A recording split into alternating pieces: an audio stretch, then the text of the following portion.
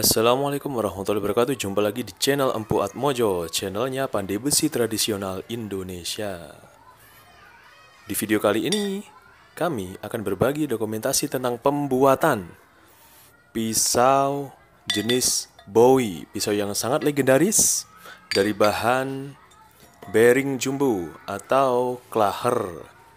Klaher ini miliknya alat berat. Tepatnya kalau tidak salah miliknya roda ekskavator. Dari satu potongan ini akan kita bagi 4. Kita bagi klahernya menjadi 4. Siap? Yuk. Nah, setelah sudah terbagi, ini kan masih terbagi 2. Kita akan belah lagi pakai cara manual. Kita akan pakai cara pandai besi tradisional. Hidupkan dulu tungkunya. Nah, untuk mancing tungku ya, kita pakai tatal kayu. Ya, hasil pasaran, hasil serutan kayu. Pakai untuk mancing api biar hidupnya cepat.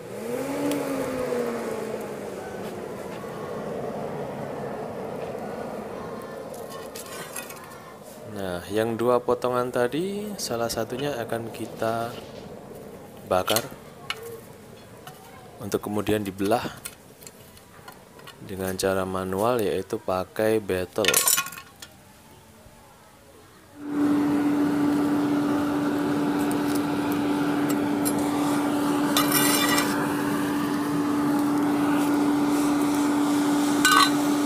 Yang digunakan juga terbilang tungku tradisional, kita nggak pakai gas, masih pakai areng kayu jati murni.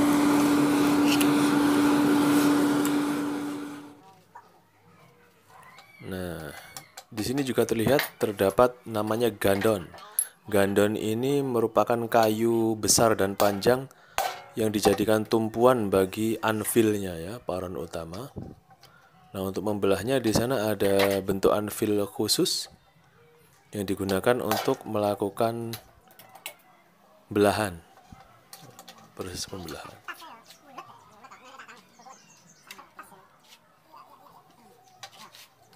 Adikan yang cukup berbahaya sebenarnya, hanya saja jika dilakukan oleh profesional tentunya aman.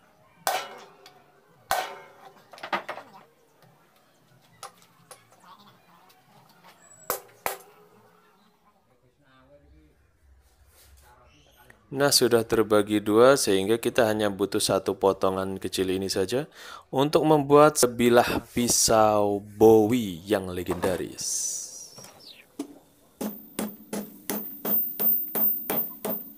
Penempaan pertama ini saya akan tunjukkan pembuatan ujungnya ya.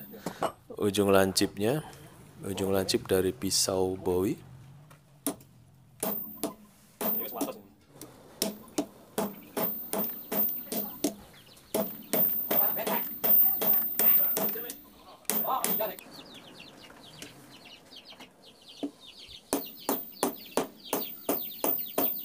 Jadi, dalam pandai besi tradisional di mana dia mengutamakan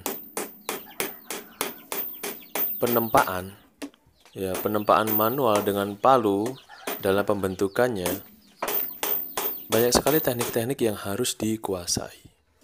Karena di sana kami harus bisa membentuknya tanpa banyak menggunakan gerinda. Ya, jadi bukan besi lembaran, besi plat yang digambar kemudian dipotong atau digunting. Tidak, jadi kami membentuknya menggunakan palu sehingga hampir matang nanti bentukannya itu sudah hampir bentukan akhirnya. Jadi ada teknik-teknik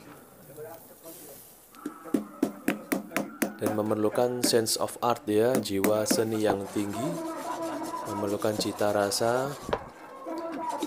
Karena kita juga berpacu dengan waktu, di mana kita membakarnya, kita harus bisa berpikir cepat sebelum bajanya itu dingin itu.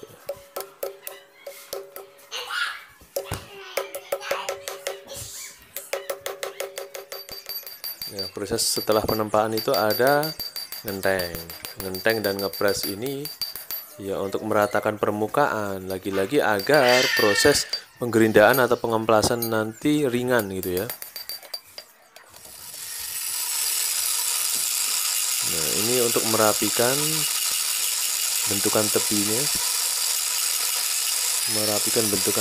dan memberi detail-detail khusus dari model yang diinginkan, memaksimalkan customnya.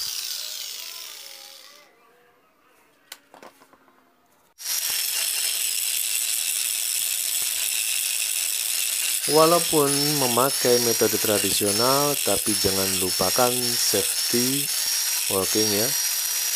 Jadi tetap misalkan menggerinda ya kita lengkapi dengan minimal kacamata besar minimal. Walaupun banyak juga perangkat lain untuk keamanannya ya. Entah itu sarung tangan, bahkan celemek dari kulit, banyak sekali. Cuma di sini setidaknya saya juga pakai kacamata.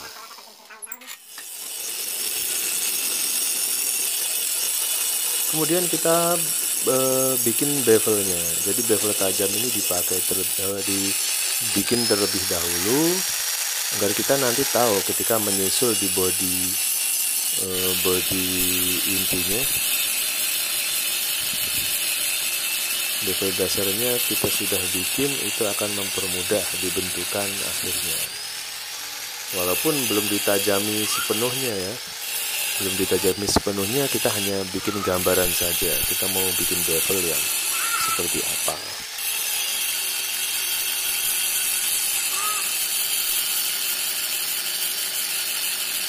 Di sini pakai angle grinder dengan mata gerindanya batu slab. Ini batu slab di proses ini ya, pembuatan bevel. Anda harus juga berhati-hati karena ini kalau keliru ya akan berubah konsepnya. Nah, keliru ya tamatlah.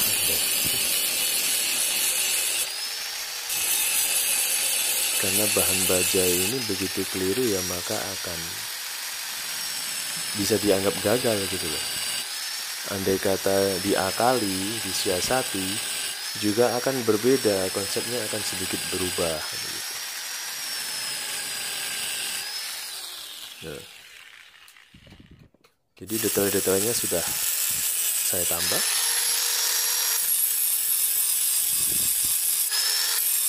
Apalagi untuk pisau yang tidak hanya bevelnya tapi ada pernak-pernik, ada guratan-guratan tertentu, itu membutuhkan sensorik halus gitu. Yang kita berikan ini gerinda yang getarannya itu luar biasa. Percikan api juga lumayan sedikit menakutkan, dan juga resiko-resiko tertentu. Kalau bukan resiko ke orangnya ya resiko ke bilahnya, bisa rusak bahkan. Sehingga ini memang butuh pembiasaan. Tapi siapapun bisa asal latihan.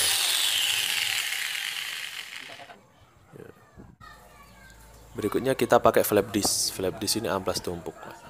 Di sini saya pakai yang awalnya 40, grade 40, kemudian 60. Ini jenis flap discnya warna biru ya. Flap disc warna biru ini kalau nggak salah dari keramik. Jadi amplas itu kan perpaduan pasir dan bebatuan kecil gitu. Ya bebatuan kecil itu masuk pasir juga. Cuman ini keramik kalau tidak salah. Jenis bebatuannya ini jenis keramik.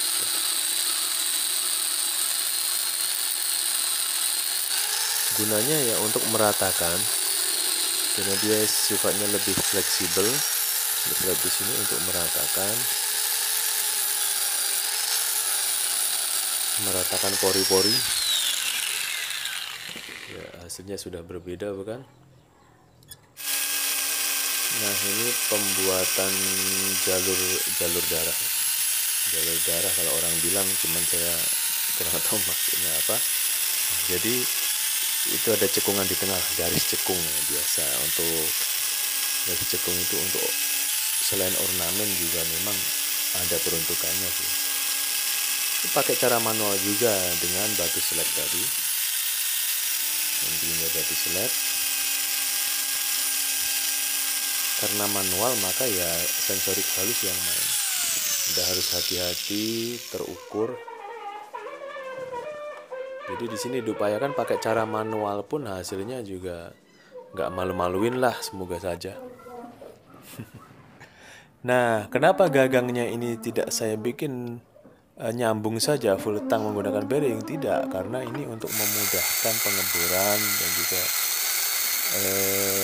irit bahan juga sih, karena bahan bearing alat berat ini pengolahannya juga cukup sulit.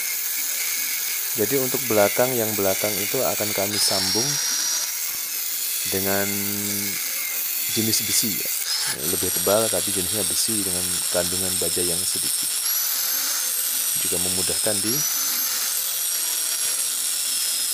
pengeboran nanti.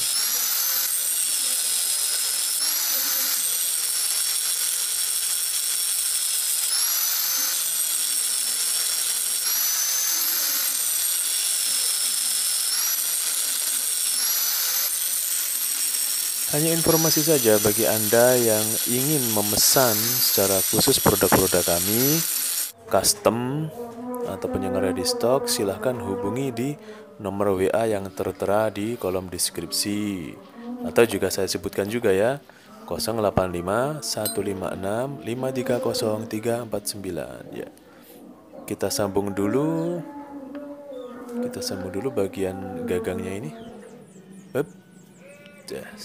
Sudah tersambung. Nah, ini cukup kuat ya, walaupun sambungan. Karena kita bakar kembali, kita ratakan juga permukaannya sehingga lebih menyatu.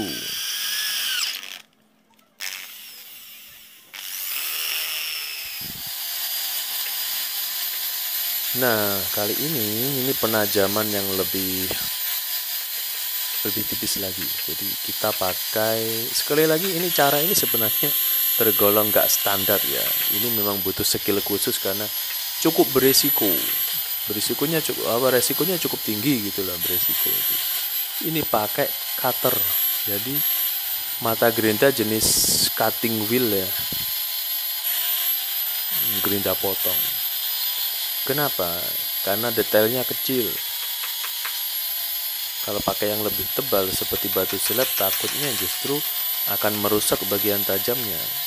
Ini cukup detail karena kita nggak pakai bell sander ya, kita nggak pakai amplas roll, sehingga cara ini salah satu cara yang hasilnya paling bisa menandingi bell sander. Yep. Seperti ini kira-kira mentahannya. Kita akan kasih label dulu setelah ini secara manual lagi-lagi karena saya ngikuti tradisional Jepang ya. Tradisional Jepang. Sebenarnya selain karena memang saya lebih senang cara pahat manual seperti ini, juga memang karena pesanan stempel saya belum jadi. Ya insya Allah kedepannya nantilah kita pakai yang stempel biar lebih kelihatan modern, entah bentuknya stempel maupun etching. Kita menuju ke proses sepuh hardening. Ini memakai oli mesin full ya, karena bearing ini sangat rentan sekali. Bearing full dengan warna orange. Warna pembakarannya sampai orange menuju kuning, tapi nggak sampai kuning karena nanti terlalu tua.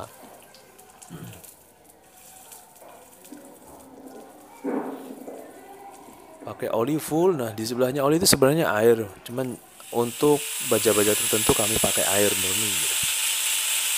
Nah setelah disepok, karena oli ini nanti belepotan oli dan juga warna hitam yang cukup pekat, kita lakukan sedikit poles-poles ya.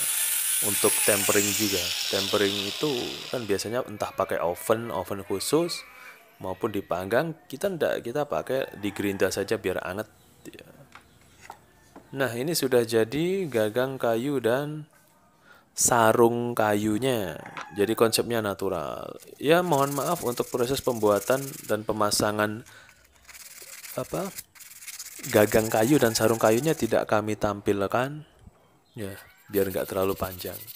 Karena di video-video yang lain kan sudah sering lah orang posting cara bikin gagang full tang ini. Ini cuman sedikit kami sajikan finishingnya. Jadi pakai amplas yang cukup halus, grade 1500 kalau nggak salah. Biar halus, karena kalau halus nanti ya di finishingnya bagus. Kemudian juga kami masih pakai cara tradisional dalam pengasahan. Ya. Ada 3 jenis batu tadi ya. Yang terakhir ini jenis batu pacitan. Jadi dia sangat halus. Kemudian kita amplas bagian tajamnya dengan amplas yang super halus. 1500, 2000 sampai 5000. Nah, setelah itu kita akan coba di plastik ya. Nah, dipoles dulu.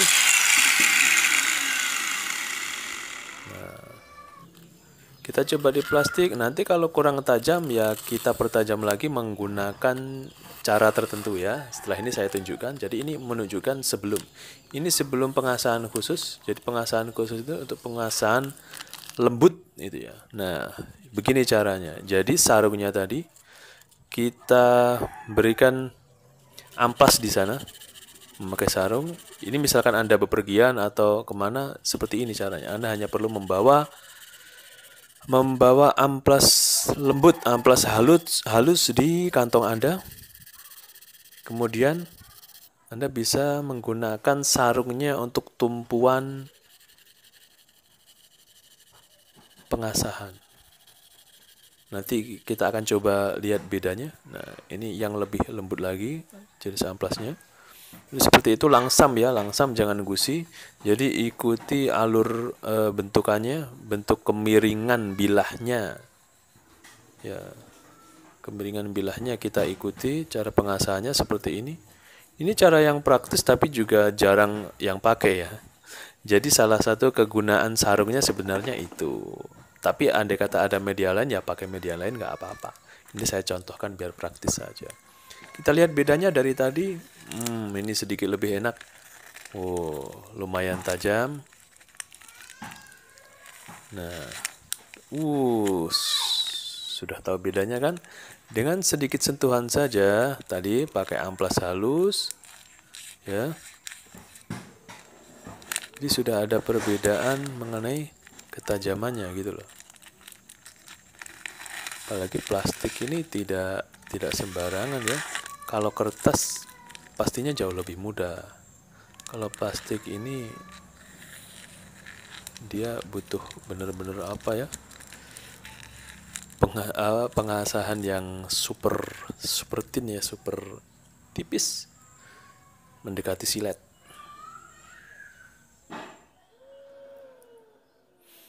Finishing untuk sarung kayu dan gagangnya saya menggunakan politur instan. Ya, sayang sekali hari ini mendung bahkan hujan. Nah, sorenya ini juga kurang panas. Memang nggak hujan tapi panasnya kurang ya, terpaksa saya tetap lakukan di bawah tempat teduh ya.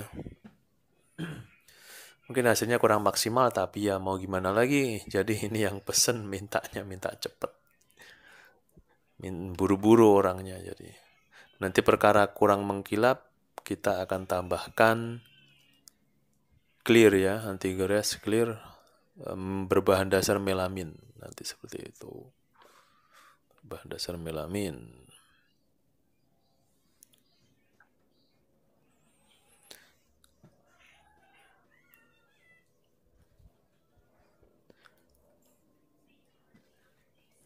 Jangan lupa komen, like, dan subscribe agar channel ini senantiasa berkembang. Selain kami menyajikan video tentang proses pembuatan perkakas tajam, kami juga menyajikan video tentang cara penggunaannya hingga bela diri yang berkaitan dengan pedang dan pisau, bahkan juga panah karena panah juga tergolong senjata tajam. Terima kasih, semoga bermanfaat. Baik-baik di rumah, hati-hati di jalan. Semoga Anda sekeluarga senantiasa sehat dan diberi kelancaran rizki. Jangan lupa subscribe. Assalamualaikum warahmatullahi wabarakatuh.